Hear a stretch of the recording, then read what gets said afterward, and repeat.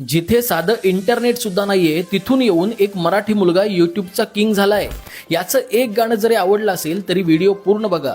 तर ही गोष्ट आहे संजू राठोडची। जन्म जळगावच्या धनवाडमध्ये झाला। मेकॅनिकल इंजिनिअरिंगचं शिक्षण घेत असताना पुढे प्रेम झालं आणि इथूनच त्याची म्युझिक जर्नी सुरू झाली। त्याच्या गर्लफ्रेंडला हनी सिंग प्रचंड आवडायचा। मग काय, संजू पण हनीसारखे कपडे घालू लागला, त्याच्यासारखे हेअरस्टाईल करू लागला, त्याच्यासारखे रॅप गाऊ लागला। पण पुढे पठ्ठ्याचं ब्रेकअप झालं आणि त्याने ठरवलं आता हनीसारखं नाही तर स्वतःला ब्रँड करायचं। त्याने कॉलेज सोडलं आणि स्वप्न पूर्ण करण्यासाठी मुंबईत राहायला आला। त्यावेळी त्याच्याकडे काही कपडे, पोट जेमतेम भरेल इतके पैसे, सेकंड हँड लॅपटॉप आणि एक जुने इयरफोन इतकंच सामान होतं। पण त्याने म्युझिक काही सोडलं नाही।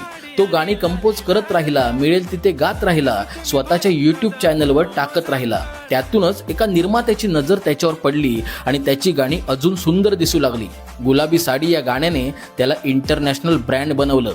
आज त्याचं प्रत्येक गाणं जगभर ट्रेंड करतंय। मराठी संगीताला जागतिक स्तरावर पोहोचवायचं आहे हे संजूचं स्वप्न आहे आणि तो प्रत्येक गाण्याने त्या स्वप्नाच्या जवळ जातोय आणि एक दिवस तो त्याचं स्वप्न नक्की पूर्ण करेल ही खात्री आहे।